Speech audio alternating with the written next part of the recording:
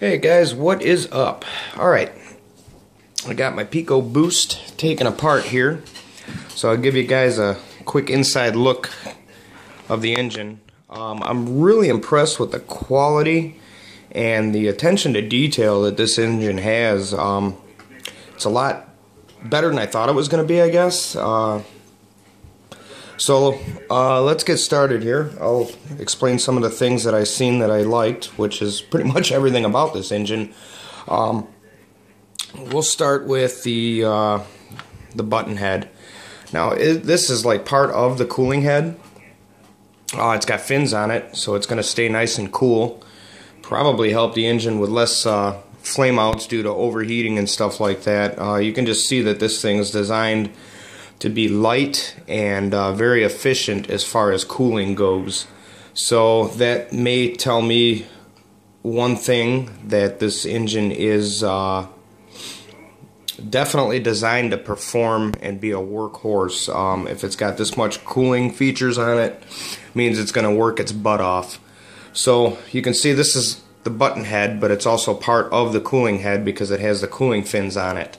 And the holes drilled in it for lightweight, and I remember mentioning that this engine did feel extremely light, and this is also one of the reasons why. So it's got its shims on it and all that, just like any other engine. So there's the button head, which is really cool, and the machining on it is very, very, very high finish. I like that.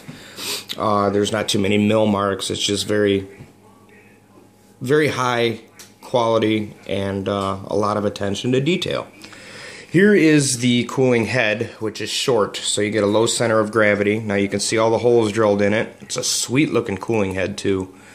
So that's extremely light. The Novas are the same way. They've got the holes in it, but this just seems to have a little more.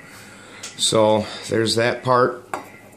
The back plate is also lightened, and I don't know if you can see, but it's got notches machined out in it, and it's also coated, black anodized coating or whatever, all the way through. Usually it's bare aluminum in here, and I know I got green fingers because I was dyeing Easter eggs. Anyway, yeah, this is a really nice feature.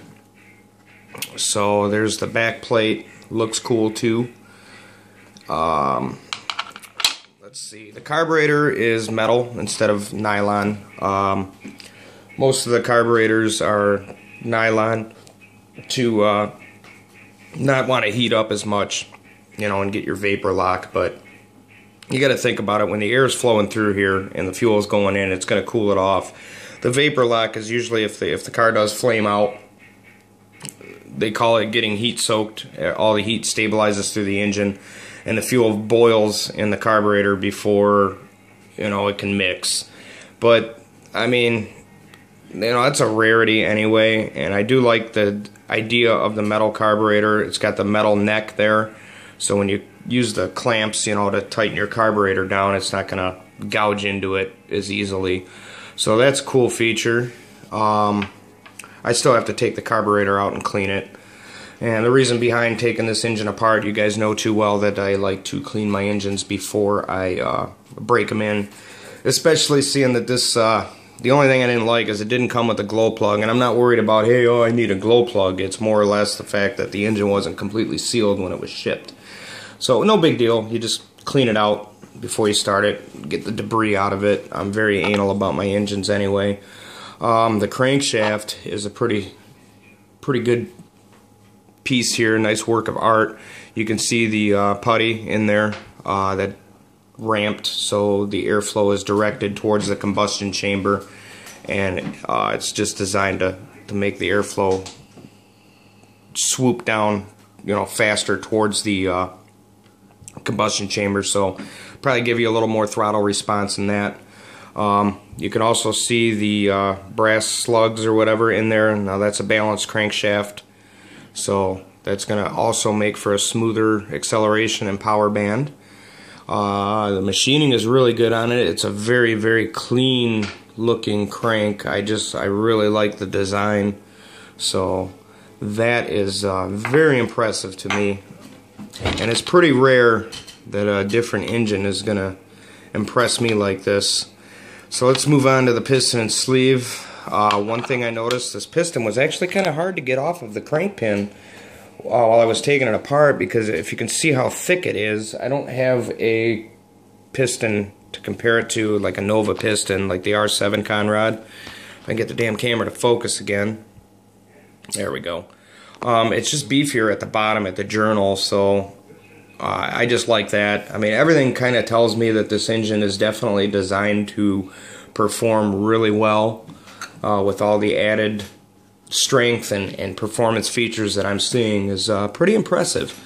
So this engine also does have, it's kind of like an RB engine. It has a MES for the exhaust system. So it basically means high flow. I forgot exactly what it stands for. Anyway, it's not that important, but you can see how let me get the camera to focus again. I'm having trouble with it. Alright, there we go. Trying to keep still here. You can see how it's widened here for extra flow. And what I like about it is the bottom of the sleeve is extremely tapered, so that lets the air just cut past it a lot faster and get the mixture up through to the transfer ports and all that. So, like I said, I mean, there's just a lot of things that lead to this engine wanting to perform extremely well. Very high attention to detail. I just love it. The machining on the block is really good. Even the inside of the sleeve, if you can see, is extremely shiny. So that might tell me that this engine will break in a lot easier. I'm not exactly sure just how much pinch it is. I know Nova Rossi's are very, very tight. And this one seems to be too. It is an Italian-made engine, so that's going to tell me that the pinch is going to be really tight, but we'll see how quick it breaks in. Also, I noticed that there's like a recess on the sleeve here. It's kind of dipped down. I don't know what for reason that is, but just a different feature that I'm used to seeing. I am used to my Nova Rossi engines, and this camera just doesn't want to focus today. Sorry about that, guys. Yeah, there we go. It's just really shiny. I mean, like I said, a very, very precise machine work. The piston looks really uniform and nice too.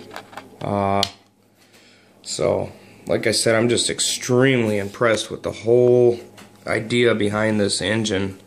I just like it a lot. You know, you got your hex head screws instead of flat head. I always like the hex heads. Like with your Novas, you can buy hex heads because they come with the machine flathead. You can buy a set. RB used to sell them, and the RBs and Nova Rossi's use the same size screws. I think most of these engines do. I bet you a Nova screw would fit in this, but either way, I'm just saying I like the fact that it has the Allen screws. They're less prone to strip out when you're taking it apart. So yeah, I'm gonna clean this thing up, guys, and then hopefully soon, probably within this week or so, I'll get it on the break-in bench and fire it up. And like I said, I'm not gonna do a break-in series on this engine, but I will show it to you guys running on the stand, and then obviously in the truggy when it's done.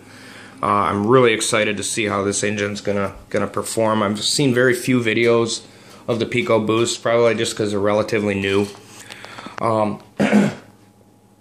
So yeah, we'll get that going. I think there was something else I was going to say, but I don't quite remember. But I'm not sure exactly what pipe I'm going to want to use on this.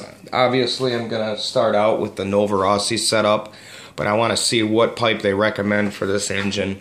I don't want to go out just trial and error with pipes because that gets very expensive. So we'll start off with my 41021 header and 9901 pipe for the Nova and just see what happens from there. So yeah, but it is very, very, very impressive with me with the way this engine was manufactured and built. You can just see that they took a lot of time with it to get this thing to perform well. Like I was saying, it's just got a lot of cool features on it that point towards this engine performing extremely well.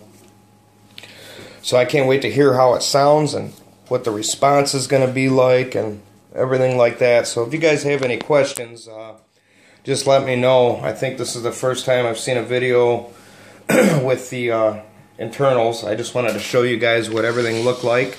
Maybe you guys will be interested in getting one of these as well. We'll just see what happens. Running videos will be soon to come. I know I said I wasn't going to make too many more videos unless I had something to share, and I thought this was more than worth sharing with you guys.